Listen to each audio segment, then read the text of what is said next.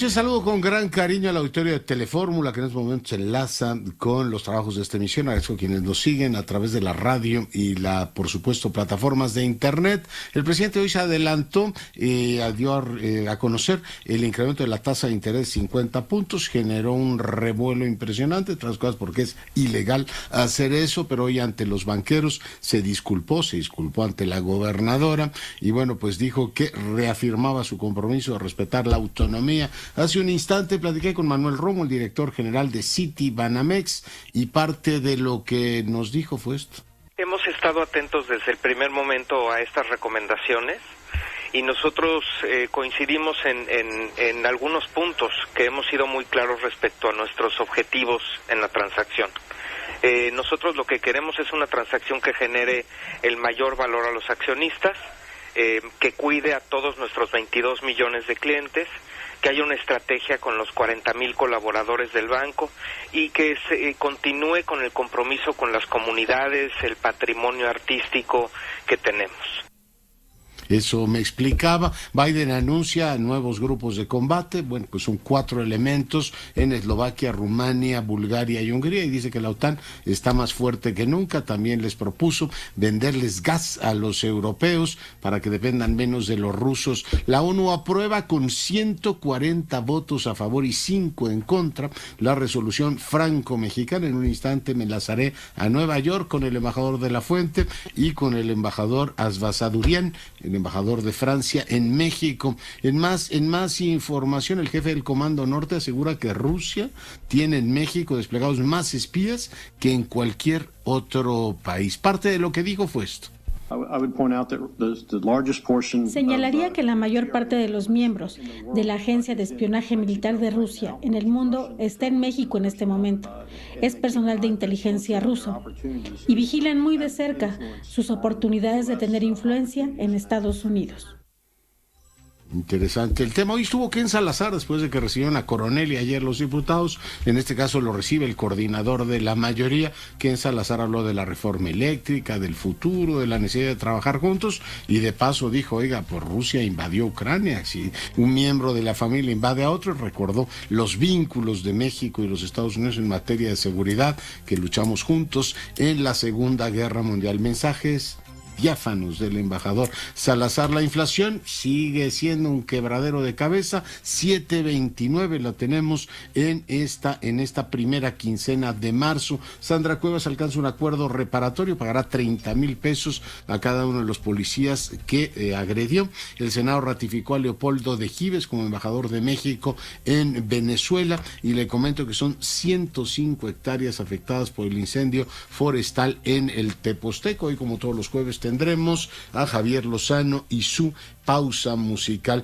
Y entre las cosas que he seleccionado en estos días para leer, para tratar de entender mejor lo que está ocurriendo en el mundo, es a la señora Margaret Macmillan, que ya he citado en alguna ocasión. Ahora leía un texto sobre las guerras, y a Lee Kuan Yew, este hombre que gobernó, es el padre fundador de Singapur, uno de los grandes estrategas de nuestros tiempos. Si usted tiene ocasión de echarle un vistazo a su pensamiento y la forma que veía el mundo, es una de las mentes más brillantes en términos de reflexión planetaria. En estos tiempos tan convulsos, vale mucho la pena echarle un vistazo. Pausa, volvemos. Hoy en Naciones Unidas, como le comentaba en titulares, se aprobó una resolución que tiene que ver o pone la asistencia humanitaria en el corazón de la reflexión. Dijo el embajador de la Fuente, la asistencia humanitaria no puede ser rehén de consideraciones políticas. Me enlazo a Nueva York con él. Embajador, muy buenas noches. Leonardo, buenas noches. Qué gusto saludarte siempre a ti y a tu audiencia.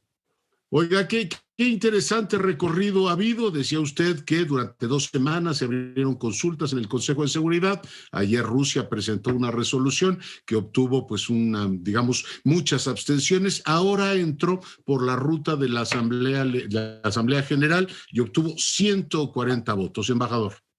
Así es. Yo creo que es un apoyo, yo diría que muy bueno para esta resolución, dada la enorme polaridad que sigue habiendo en el mundo, digamos, en torno al tema de Ucrania. y creo que logramos el propósito de tratar de poner lo humanitario por delante de otras consideraciones de orden político que no pueden sustraerse del análisis, pero si el propósito era fundamentalmente decir es necesario que la ayuda humanitaria llegue de manera irrestricta, expedita a Ucrania, el propósito se cumplió, porque la verdad es que a un mes de que se inició este conflicto, la dimensión humanitaria ha rebasado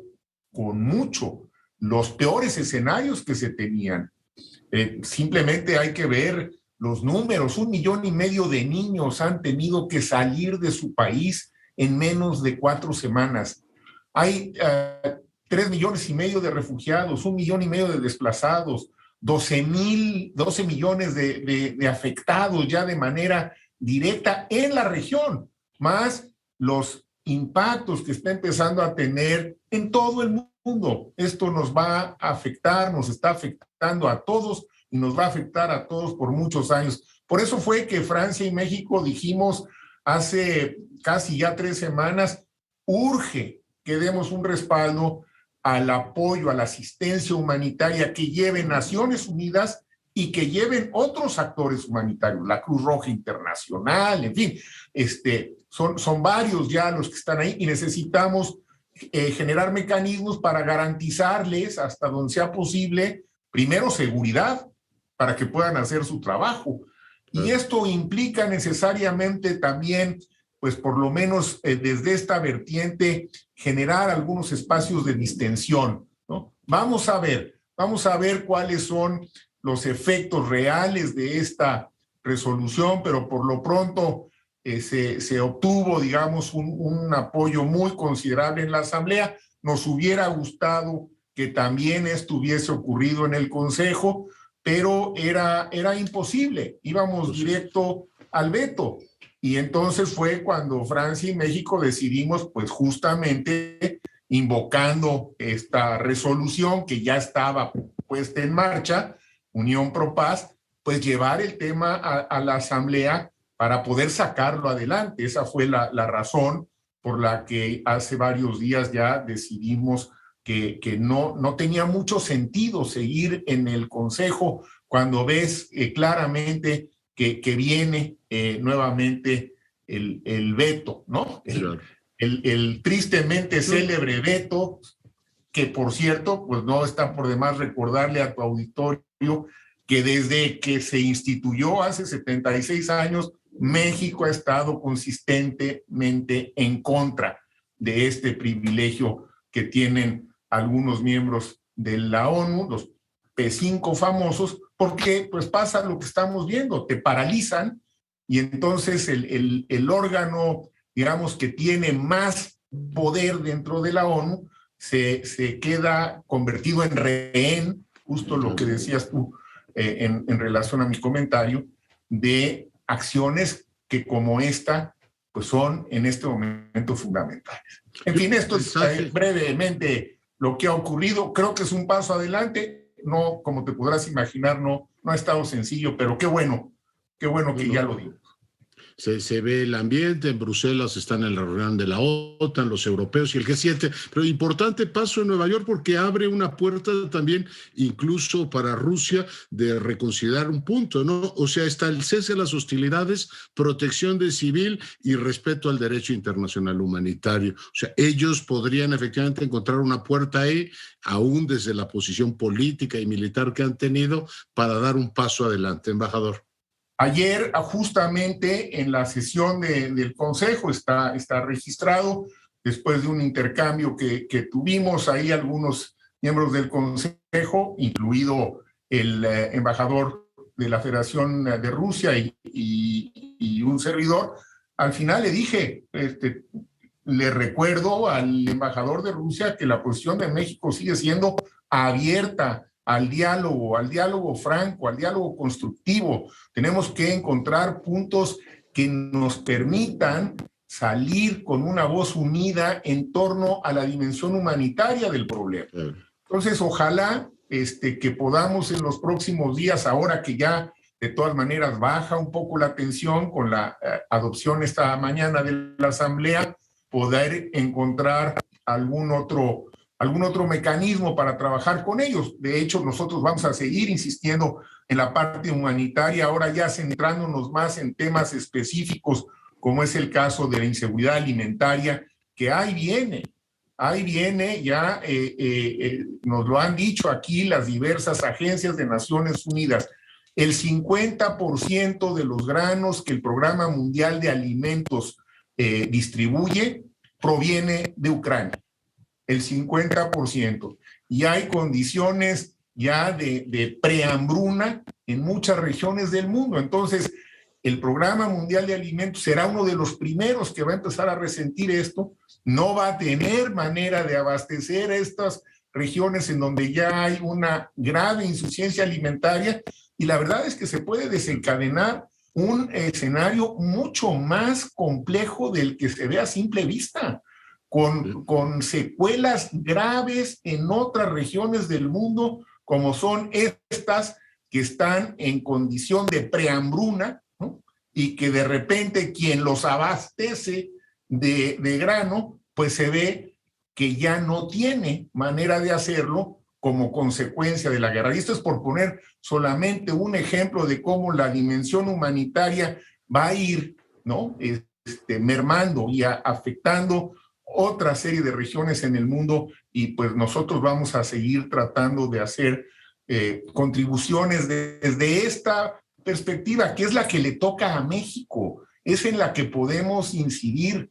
Yo te quiero reiterar lo que hemos dicho en otros espacios: no somos una potencia militar, no pertenecemos a ningún pacto militar internacional, nuestra política internacional es pacifista, ¿no? No somos una potencia económica, no estamos en la dinámica de las sanciones, estamos en la dinámica humanitaria de protección de civiles, y ahí estamos jugando, creo, que el papel que se puede jugar en las condiciones en las que estamos, y vamos a seguir, porque además esas han sido muy claramente las instrucciones del presidente y del secretario de Relaciones Exteriores. Es decir, esta es la política oficial de México ante la ONU frente al conflicto en Ucrania.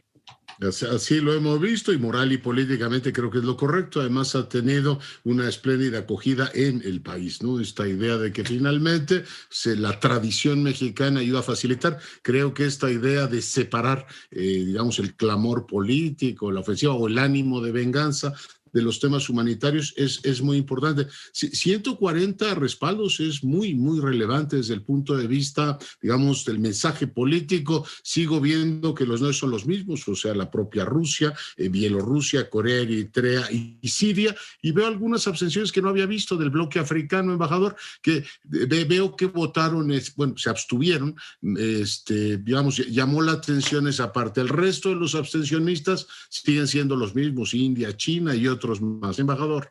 ¿Qué pasó? Sí, es una muy buena observación, y te doy la explicación de qué fue lo que ocurrió. De último momento, el día de ayer, nos enteramos que Sudáfrica había registrado un proyecto alternativo, y la verdad es que fue un proyecto que contenía básicamente los mismos elementos del proyecto que había presentado la Federación de Rusia en el Consejo de Seguridad, y que, como tú comentabas al inicio, pues no fue aprobado porque no tuvo más que un apoyo, el de China.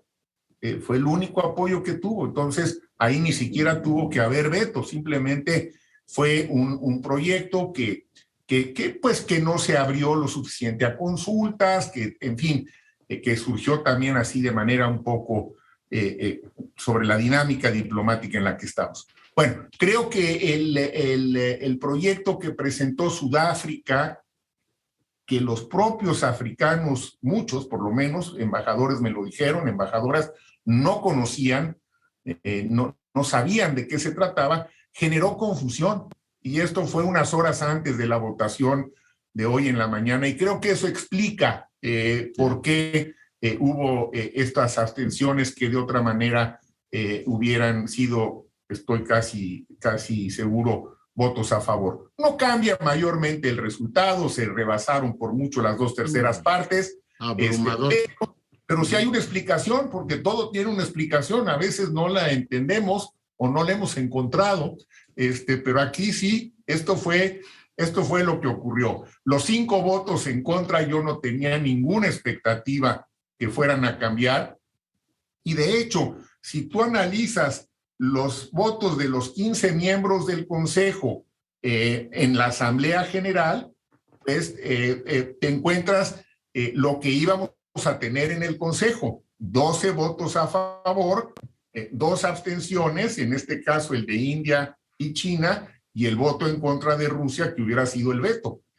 Este era básicamente el panorama que teníamos dentro del Consejo, y por eso lo llevamos a la Asamblea. Y el proyecto de Sudáfrica, la verdad es que sí generó confusión. Si el propósito era generar algo de ruido entre, sobre todo, el propio bloque africano, sí les metió algo de ruido, y bueno, pues algunos decidieron abstenerse frente a la insuficiente claridad con la que se movieron las cosas anoche y hoy en la mañana. Pero 140 votos es un mensaje, yo creo que abrumador por parte de la comunidad internacional pidiendo esto. Pues esperemos que haya reacciones por parte de, en este caso, Rusia, que Ucrania, en fin, los actores tomen nota de esta voluntad que se expresa en el Parlamento de la Humanidad. Embajador, ¿algún apunte más? Pues solamente el que, digamos, dada la dinámica con la que está evolucionando el conflicto, Leonardo, yo creo que todavía no hemos realmente visto toda la dimensión de hasta dónde puede llegar esto. Ojalá que la resolución adoptada esta mañana ayude a distender un poco los ánimos. Están demasiado polarizados, están muchos de ellos al filo de la navaja. Yo francamente no soy alarmista por naturaleza, pero sí tengo, digamos, una preocupación de fondo de no ver después de un mes por dónde puede estar la salida. Si una resolución de carácter humanitario no permitió generar un consenso, creo que también este es un buen termómetro que nos dice qué tan polarizadas están las cosas, y lo que tú decías de todas las otras reuniones que ocurrieron el día de hoy, en donde se refleja este mismo ambiente. Bueno, pero el papel nuestro va a seguir, y esperemos que desde la ONU podamos contribuir más efectivamente a que se proteja a la población civil, que es realmente muy grave lo que le está pasando, y llegue la ayuda humanitaria y se logren distender con ello algunos espacios dentro de Ucrania. Vamos a ver, seguimos platicando, y te agradezco como siempre el interés y la oportunidad que me das de compartir mis reflexiones contigo y con tu auditorio. Soy yo quien le agradece, embajador, el privilegio, y bueno, por recordar lo que dijo Guterres hace algunos días, retomando esa gran historiadora que es Macmillan: las guerras las pierden hasta los ganadores, ¿no? Esto sigue efectivamente avanzando, y pues ahí están las tragedias. Embajador de la Fuente, 1.000.000 de gracias. Al contrario, buenas noches. Hasta luego, el embajador de la Fuente, en enlace desde Nueva York, hoy conversando con usted. Bueno, pues ahí lo tienen, esa es la situación. Y bueno, pues quiero decirle que el presidente Macron ha subido ya a su Twitter, a su cuenta de Twitter, este tema, complaciéndose por esta aprobación. Yo lo invito también a que le eche un vistazo al Twitter de Elena Villar. Ella trabaja en RT y explica muy bien por qué les incomodó a los rusos, en este caso, que no pasara o que no volara la redacción sudafricana, el tema que platicábamos con Juan Ramón de la Fuente. Pero le agradezco ahora muchísimo al embajador Asbazadurian, embajador de Francia en México, que converse con nosotros. Embajador, bienvenido. Muchas gracias, Fernando. Muchas gracias por la invitación. Un gran saludo a sus oyentes. Pues pedirle, por favor, que comente, creo que es un gran día para las tradiciones multilaterales de México y Francia, que haya tenido un respaldo de 140 países la resolución conjunta. Embajador. Sí, pasó hoy. Si recuerda bien, el 2 de marzo, una semana después de la agresión rusa a Ucrania, hubo ya una primera resolución en la Asamblea General de Naciones Unidas que reunió 141 votos a favor para condenar el ataque de Rusia a Ucrania. Y ahora, bueno, hoy vimos otra resolución que es el fruto de un trabajo ejemplar entre México y Francia para lograr la adopción de esta resolución, que es una resolución humanitaria. ¿Qué pide esta resolución? Pide que Rusia detenga de inmediato la agresión a Ucrania y, en segundo lugar, que se respete el derecho humanitario de manera urgente. Así que es un logro importante, porque lo que vemos es después de un mes exactamente hoy, después del inicio de esta guerra, de esta agresión de Rusia hacia Ucrania, vemos que el mismo número casi de 140 países se unieron para condenar lo que pasó y para apoyar lo que hemos propuesto, es decir, un alto al fuego y el respeto al derecho humanitario. Así que lo que vemos es que sigue el aislamiento de Rusia en la comunidad internacional. Al mismo tiempo, pues hubo las reuniones en Bruselas del G7, el tema de la OTAN y, por supuesto, la reunión también de los europeos. Ahí están los mensajes. Supongo que esta, digamos, que no es vinculante, se entiende, la resolución del día de hoy, fomentará que el diálogo entre México y Francia para el tema del multilateralismo eficaz, embajador Azzvesadurian, siga creciendo. Sí. Ya tenemos esta relación de gran cooperación dentro del Consejo de Seguridad, donde estamos ambos, México este año y el año pasado, y Francia, y vamos a seguir, por supuesto, colaborando en las Naciones Unidas para lograr también que se implemente esta resolución, porque realmente lo que vemos, lo que necesitamos es parar esta agresión, pero proteger los civiles, porque lo que vemos es una tragedia humanitaria. Más de 10 millones de personas están desplazadas, y en particular hay 3 millones y medio de ucranianos que huyeron de Ucrania y que están ahora en países vecinos o otros países europeos. Así que eso tiene que tenemos que parar lo que está pasando, porque lo que vemos es el sector civil,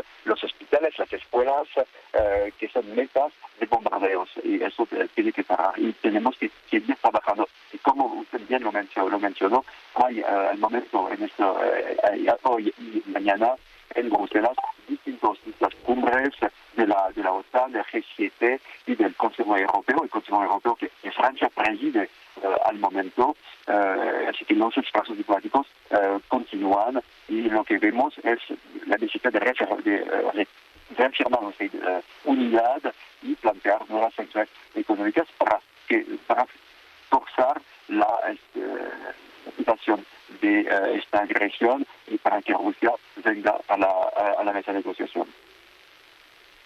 Pues interesante, el presidente Macron ha hecho un llamado también ahora a reflexionar a la grave crisis que también nos decía el embajador de la Fuente, que puede venir en términos de hambruna, ¿no? Toda esta presión sobre el tema de los alimentos. Hoy el presidente de Francia lo retomó.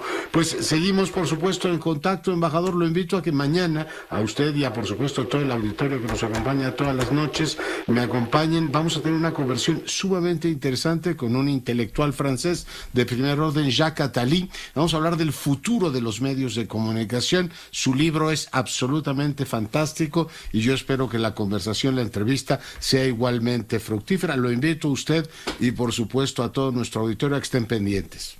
Muchísimas gracias, Leonardo. Y hasta pronto. Que le vaya muy bien. El embajador Azzvesadurian, el embajador de la República Francesa en México el día de hoy. Bueno, pues comentando esta resolución que el día de hoy se aprobó, 140 votos franco-mexicana, y bueno, pues de paso aprovechaba para hacerle la invitación a él y a usted. Es un texto muy, muy interesante. El futuro de los medios, dice Jacques Attali, este famoso futurólogo francés, que bueno, pues tiene muchos textos publicados en nuestra lengua. Mañana, aquí en Grupo Fórmula, Juan Antonio Jiménez, te saludo. Gracias, doctor. Muy buenas noches. Sandra Chantal Cuevas Nieves retomará sus funciones como alcaldesa en la Cuauhtémoc luego de obtener una suspensión del proceso tras llegar a un acuerdo reparatorio con mandos de la Policía Auxiliar y reconocer ante la autoridad jurisdiccional haber cometido los delitos de robo, abuso de autoridad y discriminación. En audiencia realizada este jueves en el Reclusorio Norte, la juez de control Elma Maruri Carballo admitió la propuesta acordada de la imputada en torno a la reparación del daño de un teléfono celular y de un radio de comunicación, esto por lo que se refiere al delito de robo. En tanto, por el de abuso de autoridad, se autorizó la suspensión condicional del proceso, lo que implica que la alcaldesa tendría que ofrecer a los uniformados una disculpa de conocimiento público por su conducta y además someterse durante 6 meses a tratamiento psicológico. Por el delito de discriminación, los policías auxiliares otorgaron el perdón a Sandra Cuevas, por lo que no se seguirá este proceso. En lo que corresponde a la impugnación a la vinculación de proceso, también quedará sin efecto una vez que la imputada obtuvo el beneficio de la suspensión condicional y además tendrá que exhibir la reparación del daño por 30,000 pesos a cada una de las víctimas.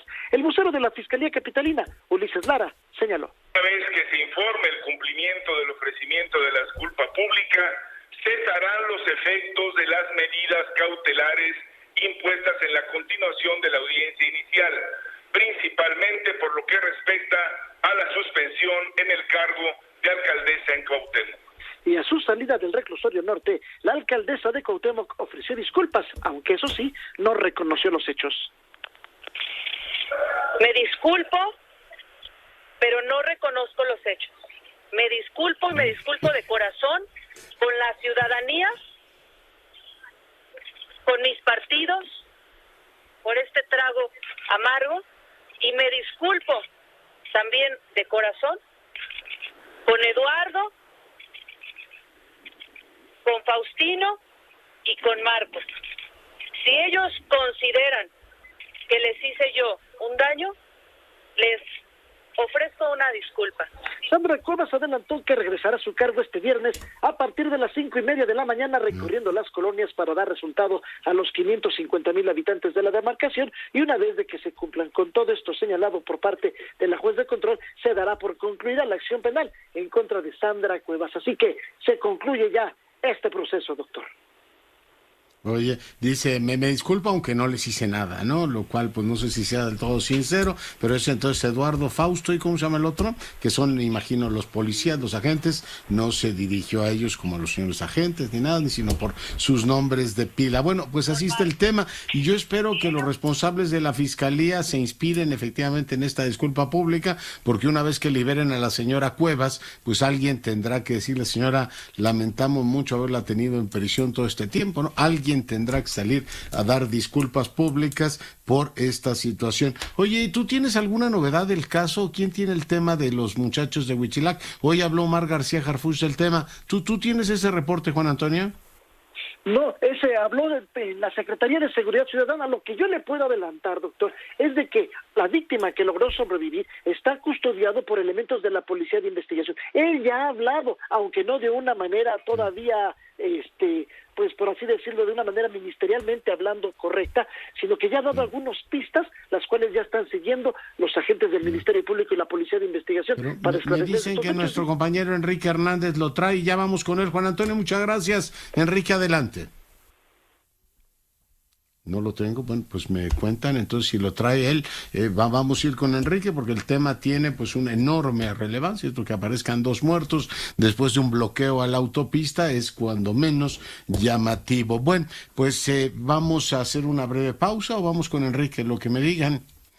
No vamos ni con uno ni con otro. Bueno, pues vamos a hacer una brevísima pausa. Volvemos en un instante. En estos momentos con el director de HSBC, un banquero pues muy versátil, un hombre que ha tenido efectivamente una larga experiencia en el sector financiero. Ahora es la cabeza de HSBC. Jorge Arce, bienvenido. Buenas noches, doctor. Es un honor estar aquí con usted y su audiencia. El honor es, créame, absolutamente nuestro. Empecemos por los retos. ¿Cuáles son los retos? ¿Cómo visualiza usted desde HSBC los retos del sector? Bueno, este año tiene retos particulares que estamos enfrentando en México y en el mundo debido a la crisis geopolítica que estamos viviendo todos en Europa, el problema de inflación que ya veníamos acarreando desde la pandemia. Pues estamos viendo una economía muy complicada a nivel global. Entonces, como sector, tenemos que adaptarnos a esta situación, pero sí es un panorama complicado, pero con muchas oportunidades en México. ¿Cuáles serían, digamos, los sectores o los espacios de oportunidad? Algunos dicen que la inversión se nos ha estancado, bueno, no dicen, los indicadores así lo sugieren, y el consumo está creciendo poquito. ¿Dónde estaría viendo usted oportunidades? Sectores. Exactamente, definitivamente el consumo está creciendo, ya ha venido creciendo desde mediados del año pasado, gracias a la apertura de la economía de México y de nuestros socios comerciales. Y eso va a continuar.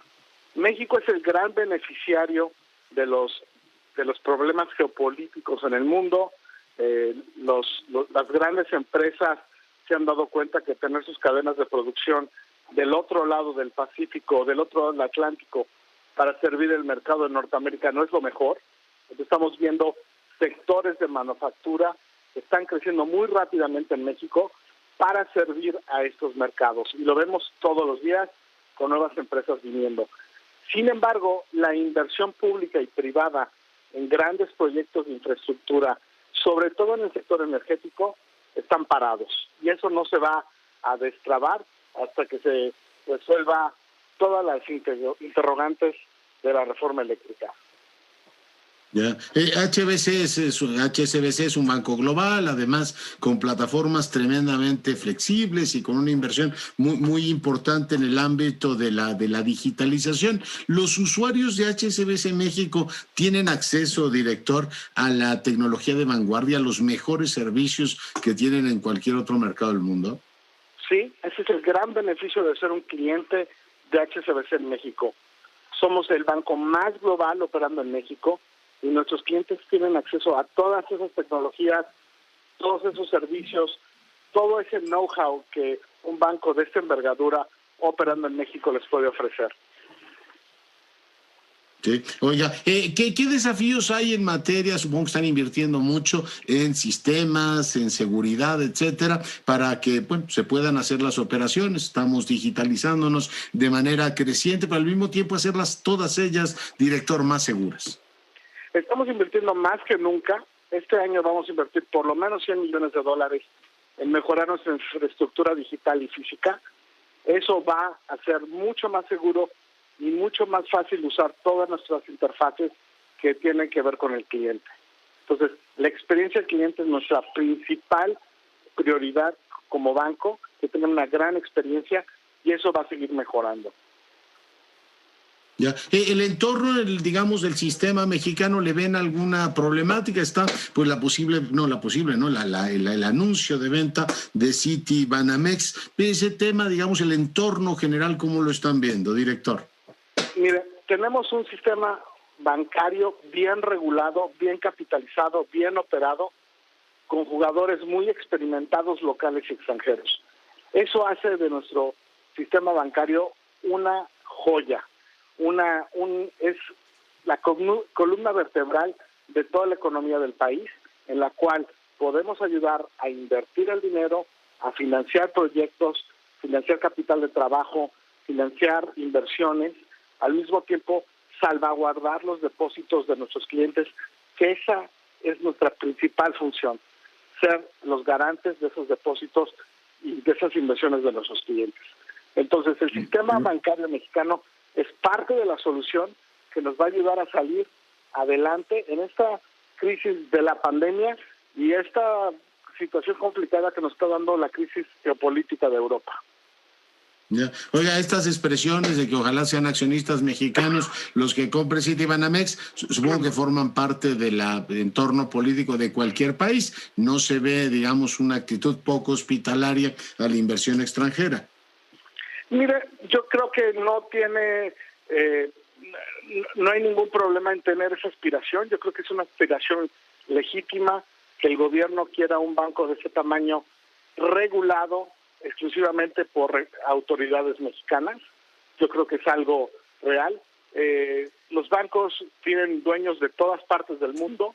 El mismo Banorte tiene accionistas de muchas partes del mundo, pero está regulado exclusivamente en México.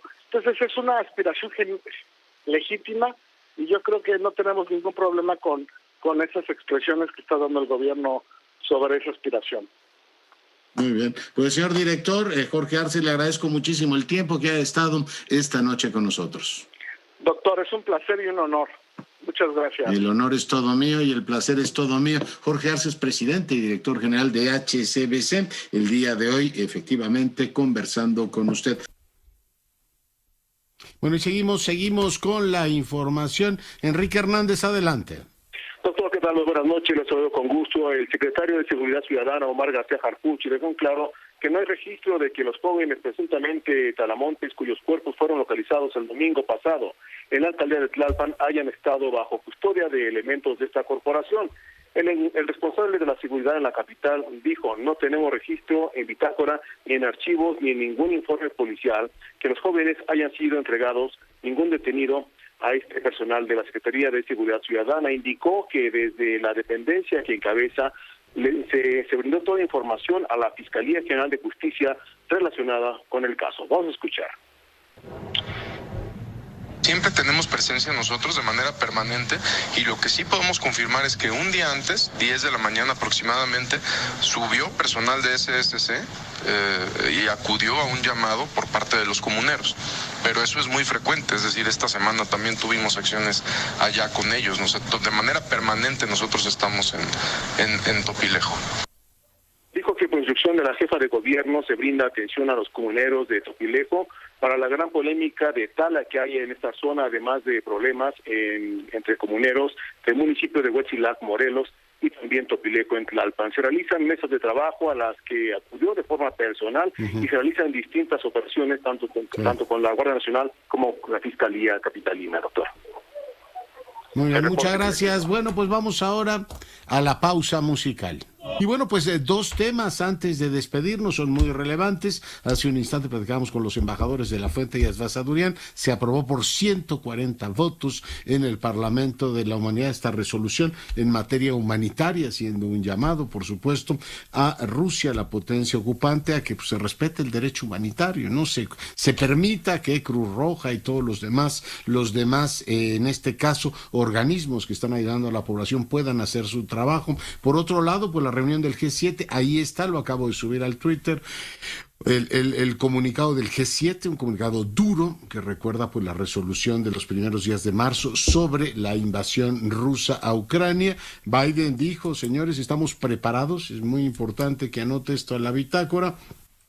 Estamos preparados por si hay ataques con armas químicas, biológicas y nucleares. Se responderá en proporción al ataque que tienen. Por otro lado, le mandan a China el mensaje de que no se implique en la invasión de Ucrania y que sea parte de la solución y no incremente, en este caso, la tensión. Así es que, bueno, pues son los temas importantes. Como le digo, ONU, G7, reunión de la OTAN, que bueno, también hay que decir que el secretario general de esa organización dijo: es poco probable que entremos una guerra en toda la línea, lo cual tranquiliza. Se imagina una tercera guerra mundial después del COVID, no nos merecemos tanto, ¿no? Tanta desgracia junta. Pero con esto nos vamos. Yo soy Leonardo Curcio, cuídese y sea rabiosamente feliz, se lo merecen.